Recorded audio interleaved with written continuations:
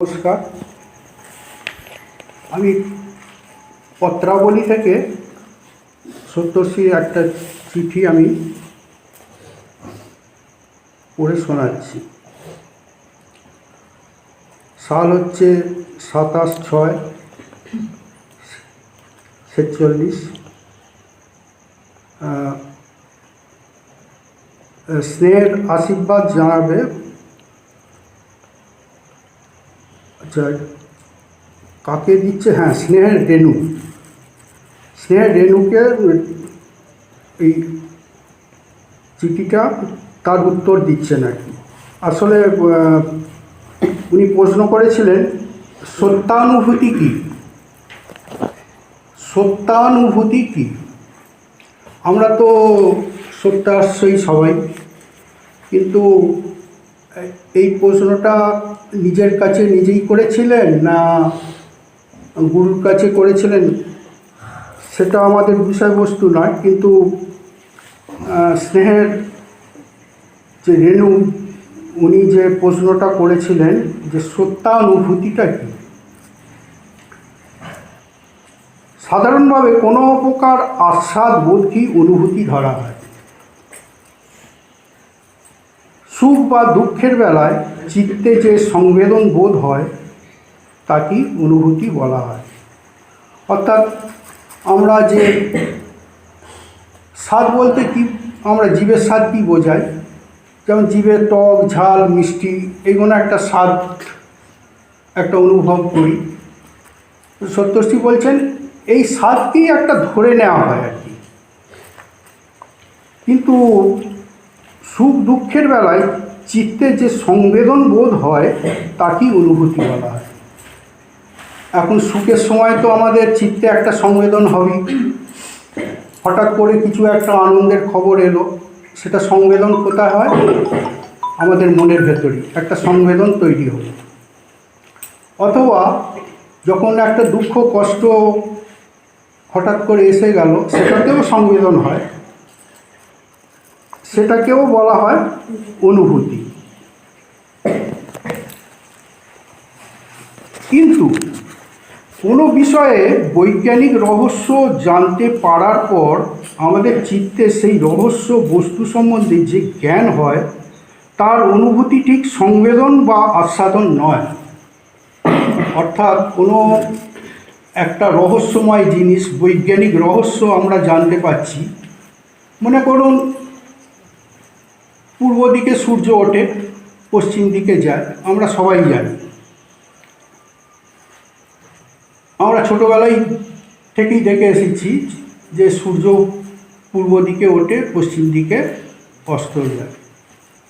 কিন্তু যখন জানলাম যে না, প্রকৃতপক্ষে সূর্য অস্তও যায় না আর ওঠেও না, তাহলে কি হয়?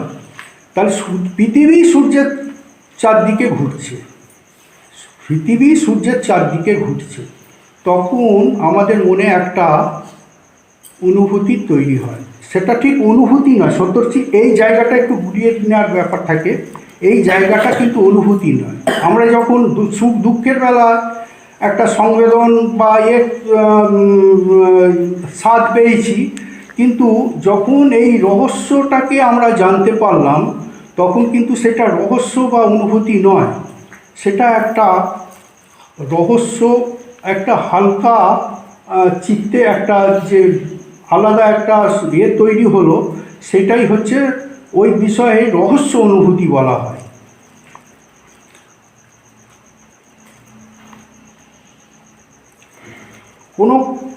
কিন্তু কোনো বিষয়ে বৈজ্ঞানিক রহস্য জানতে পারার পর আমাদের চিত্তে যে রহস্যময় বস্তু সম্বন্ধে যে জ্ঞান হয় তার অনুভূতি ঠিক সংবেদন বা আস্বাদন নয়, তবু চিত্তে একটা বিশেষ ভাবোদয় হয়, ইহাই রহস্য অনুভূতি।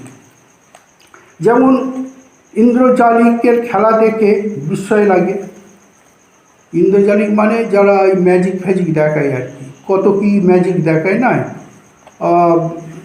হাতে গোলাপ ফুল এনে দিচ্ছে কিংবা সোনার কয়েন এনে দিচ্ছে, সেটা দেখে আমরা খুব কিন্তু আনন্দ পাই।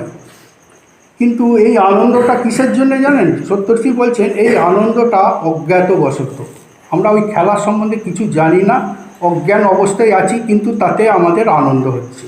কিন্তু ওই রহস্য যখন জানা যাবে তখন কিন্তু হালকা একটা ভাবোদয় হয়। সেই বিষয়টাকেই বলা হয় ওই বিষয়ে সত্যানুভূতি।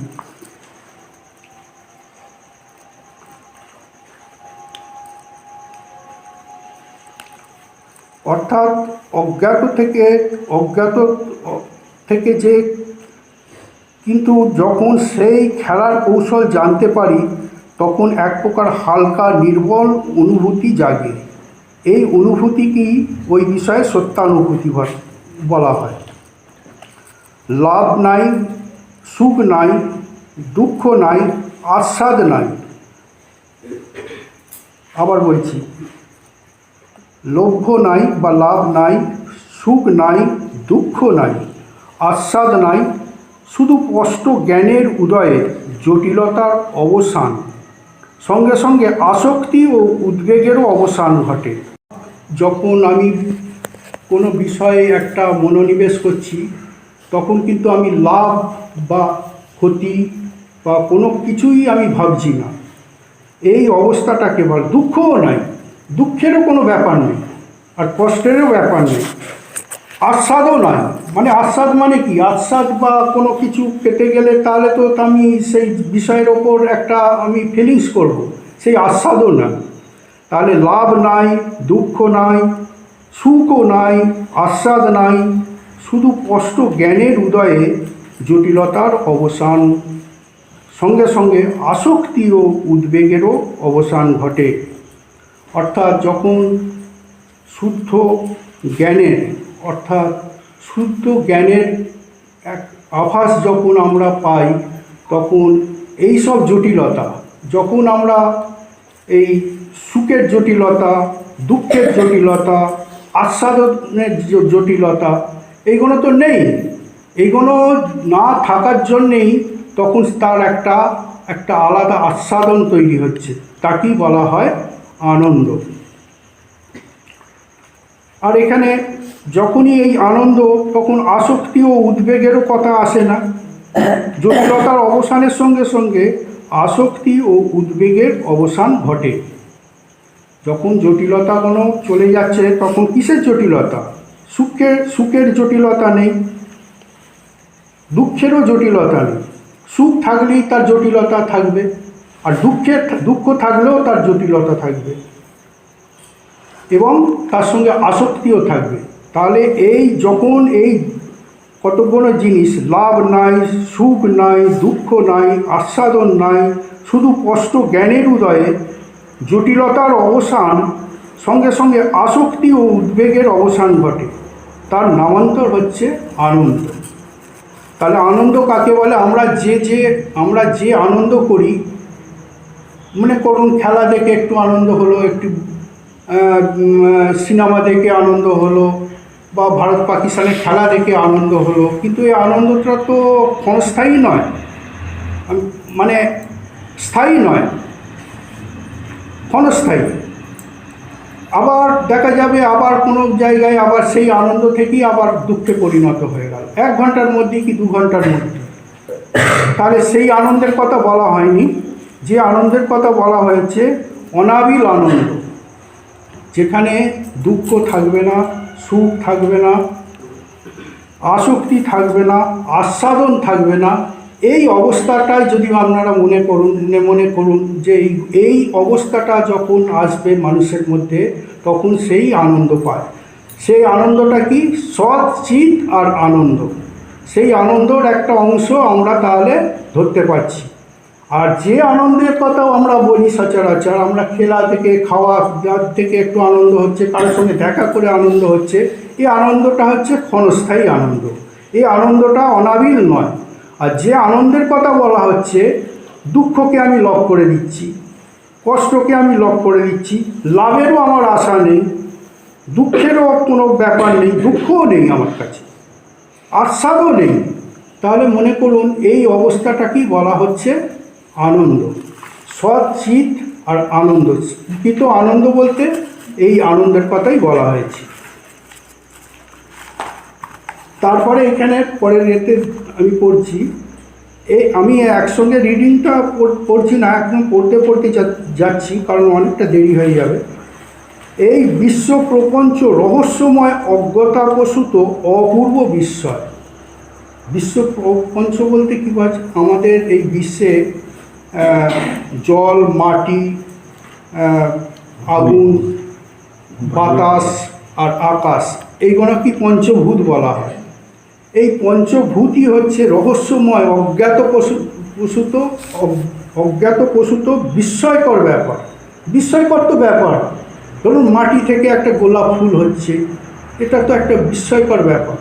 তারপরে জল থেকে পদ্ম ফুল, জলের ওপরে পদ্ম ফুল ফুটছে, এটাও তো একটা বিস্ময়কর ব্যাপার। আমাদের দেহটা তৈরি হয়েছে পঞ্চ তত্ত্ব থেকে, জল, মাটি, আকাশ, বায়ু এবং অগ্নি। এই পঞ্চ প্রপঞ্চ থেকে যে উদ্ভূত, আর এই পঞ্চ থেকেই মায়া সৃষ্টি। যদিও মায়া কোনো মানে চেতন পদার্থ নয়, জড় পদার্থ, হ্যাঁ, এর কোনো চেতন থাকে না, কিন্তু তার দ্বারাই আমরা প্রভাবিত হই, সব কিছুতেই মায়ায় আবদ্ধ হয়ে যায়। সেই জন্যই সপ্তর্ষি বলছেন যে অভূতপূর্ব অজ্ঞাতপ্রসূত অপূর্ব বিস্ময়। তার থেকেও কি বিস্ময়? তারপরেও বলছেন, সপ্তর্ষি বলছেন, এক তো বিশ্ব প্রপঞ্চ একটা অদ্ভুত অজ্ঞাতপ্রসূত বিস্ময়কর ব্যাপার, তার থেকেও বিস্ময়কর ব্যাপার হচ্ছে আমিত্ব। আমিত্বটা কি? ওই যে একটা আমরা পড়েছিলাম না, দিঘির কি বলুন না, ওই শৈবাল দিঘিরে কয়ে উচ্চ করেছি, এক ফোঁটা দিলাম শিশির, হ্যাঁ, লিখে রেখো ভাই। তা আমিত্বটাও কিন্তু ঠিক সেই রকমই, সে দিঘির ওপর পড়ে ভেসে আছে বা বিশাল সমুদ্রের ওপর ভেসে আছে, এই বিশ্ব প্রপঞ্চর ওপর সে লিখে রেখো।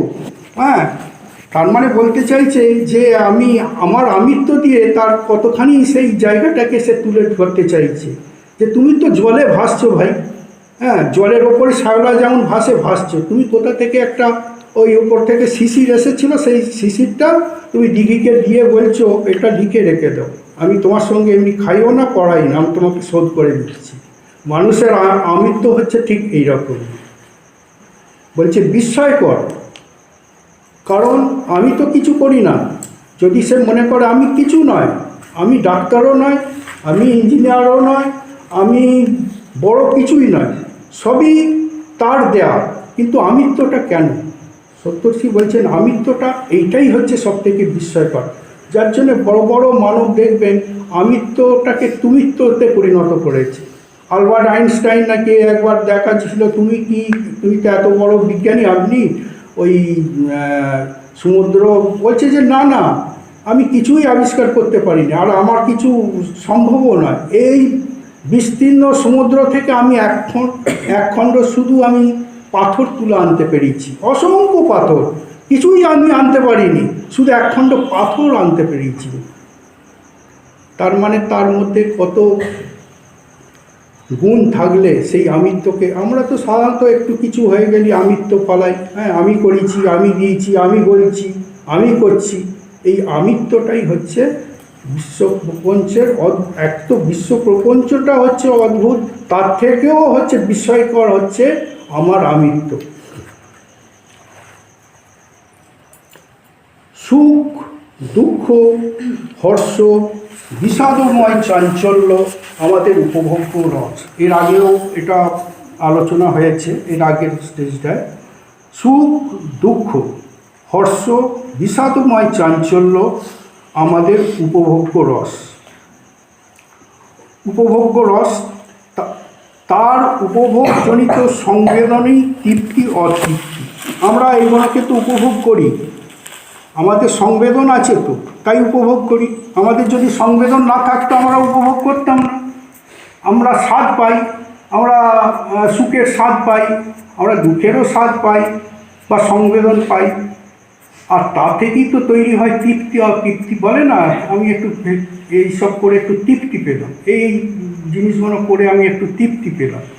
এই তৃপ্তিটা কি কোথা থেকে আসে? তৃপ্তি বা অতৃপ্তিটা কোথা থেকে আসে? এই তৃপ্তি বা অতৃপ্তিটা আসে স্বাদ বা আস্বাদন থেকে বা সংবেদন থেকে। মানুষের সব, আপনাকে একটা কোনো কিছু খারাপ কথা বলে দিল, আমরা তো মনের ভেতর একটা সংবেদন তৈরি হলো। সেই মন যখনই সংবেদন তৈরি হলো তখনই একটা দুঃখ এসে গেল মনের মধ্যে, যে আমাকে এইরকমভাবে কষ্ট দিল। এইটাকেই বলা হয় সংবেদন। আর তাতেই তৃপ্তি অতৃপ্তি। তাহলে তৃপ্তি আর অতৃপ্তি তৈরি হয় সংবেদনের জন্য। তারপরে দেখা যাক কী বলতে চেয়েছে। এ সবই রহস্য জ্ঞানের অভাবে উৎপন্ন। বিজ্ঞান বিশ্লেষণের রহস্য অবগত হলে আর এর আশ্বাসজনিত তৃপ্তি অতৃপ্তি থাকে না। উনি বলছেন যখন আমরা বিজ্ঞান বিশ্লেষণে যখন অবগত হব, এই স্বাদও থাকবে না, আর আস্বাদনও থাকবে না, আর কি থাকবে না?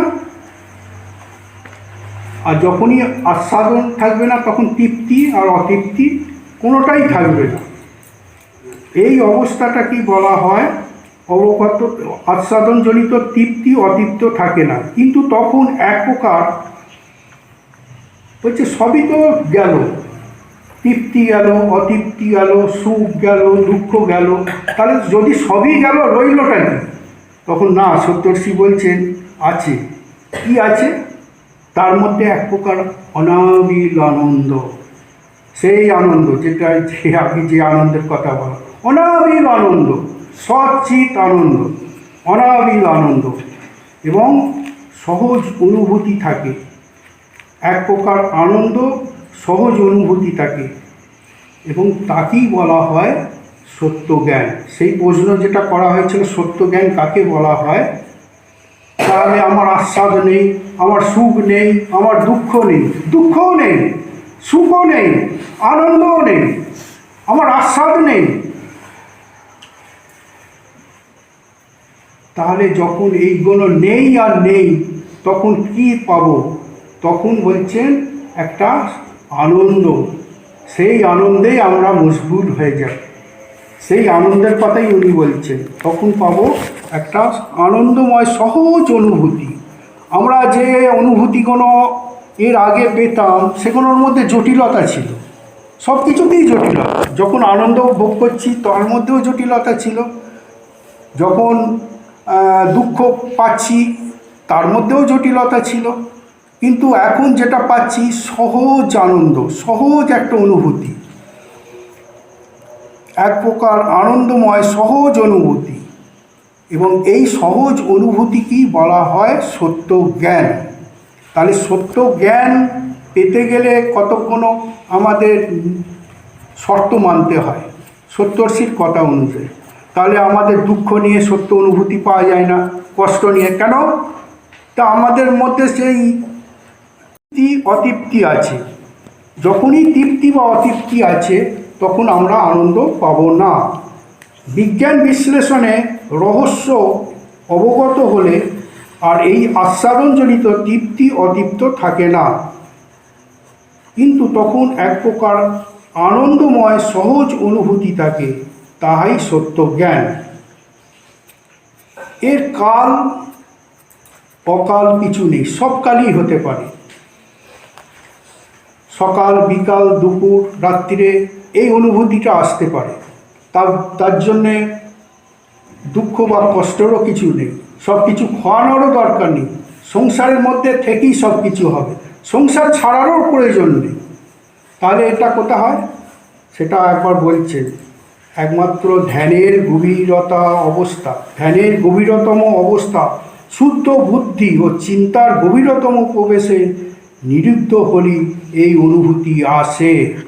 তাহলে যে অনুভূতির কথা বলা হচ্ছে, একমাত্র শুদ্ধ মনে গভীর ধ্যানের মধ্য দিয়ে এই অনুভূতি আসে। ধ্যান প্রবাহ নিরবিচ্ছিন্ন করাই এর অভ্যাস, মানে যখন ধ্যান করব তখন নিরবিচ্ছিন্নভাবে, কোনো বিচ্ছিন্ন হবে না, একভাবে সেই ধ্যান করে যেতে হবে। তাকেই বলা হয় নিরবিচ্ছিন্ন ধ্যান এবং শুদ্ধ মনে। তারপরেই বলছেন যে এছাড়া ওই আনন্দকে পেতে গেলে অন্য কোনো বিশেষ কৌশল আর নেই। এই বিশ্বের যে কোনো কৌশলই যদি বলা হয় যে আনন্দ পাওয়ার জন্য কি কি কৌশল অবলম্বন করতে, বলছে যে না, সত্যশ্রী বলছেন অন্য কোনো বিশেষ কৌশল আর নেই, একমাত্র ধ্যান। একমাত্র ধ্যানেতেই পাওয়া যায় এই আনন্দ। আর ধ্যানেতে আনন্দ পাওয়া মানেটা কি হলো, যখন সে আনন্দ পাচ্ছে সব ইহকাল সংসার জীবনে সেই তারই প্রতিফলন করছে, তার স্বভাব চরিত্র থেকে আরম্ভ করে, কথাবার্তা থেকে আরম্ভ করে তার সব কিছু, সেই তার আচার ব্যবহারগুলো সেই ধ্যানের মধ্য দিয়ে প্রকাশিত হয়, চালচলনের মধ্য দিয়ে প্রকাশিত হতে থাকে। তখন আমরা বলি মহাপুরুষ, বা ঋষি, যাই বলুন না কেন, আমরা তো সবাই সেই পথেই এগোচ্ছি। তাই সত্য জ্ঞান কি সত্যশ্রী একটা চিঠির মাধ্যমে ভালোভাবেই বর্ণনা করলেন। আশা করি এই চিঠিটা বারে বারে পড়বেন, বারে বারে পড়বেন, একান্তে পড়বেন, দেখতে পাবেন যে দুঃখ কষ্টকে কীভাবে লাঘব করা যায় এবং সেই অনুভূতিটাকে, আস্বাদগুলোকে কীভাবে ডিজলভ করে দিয়ে আনন্দ, একটা সহজ আনন্দ অবস্থায় আমরা আসতে পারি। সেটাকেই বলা হচ্ছে আনন্দ। এছাড়াও অন্য কোনো রাস্তা নেই, অন্য কোনো পথ নেই। সত্যশ্রীর দেখানো যে পথ, একমাত্র ধ্যান। ধ্যান যদি ঠিক না হয়, উপযুক্ত আমাদের আচার্য আছেন, তার কাছে আপনি যাবেন, যে পরামর্শ নেবেন, কোথায় কি হচ্ছে, কোথায় কার কি আটকাচ্ছে সেটা উনি বলে দেবেন। একমাত্র শর্ত হচ্ছে ধ্যান, এবং ধ্যান ছাড়া উনি বলছেন অন্য কোনো বিশেষ কৌশল আর নাই। অর্থাৎ সত্যায়তনের আমরা সত্যার্থী, এই ধ্যান ছাড়া অন্য কোনো কৌশল নাই। এ সম্বন্ধে বর্তমান অবস্থার বেশি কিছু লেখার অবকাশ নাই। যদি না বুঝতে পারো পরে লিখব। অর্থাৎ এখন তো সত্যশ্রীর সঙ্গে তো কারো দেখা হবে না, যদি আপনারা বুঝতে না পারেন আচার্যদেবের সঙ্গে আপনারা যোগাযোগ করে কথা বলবেন। আপনাদের ব্যক্তিগত ধ্যানের কার কীরকম অবস্থা আছে, কীরকম হচ্ছে না হচ্ছে, এই বিষয়গুলো আপনারা জানতে পারবেন এবং আনন্দ ভোগ করবেন। তো যাই হোক, সত্যশ্রীর এই পত্রপ্রসাদ আপনারা গ্রহণ করুন, আমরাও করছি, একসঙ্গেই পত্রপ্রসাদ গ্রহণ করছি। এই পত্রপ্রসাদের মধ্যে আমরা একটা এমন জ্ঞানে আমরা উন্নীত হব, সেখানে আমরা আত্মপ্রসাদ লাভ করতে পারি যেন, এই আশা রেখে আমি আজকের এই সৎসঙ্গের বক্তব্য শেষ করলাম।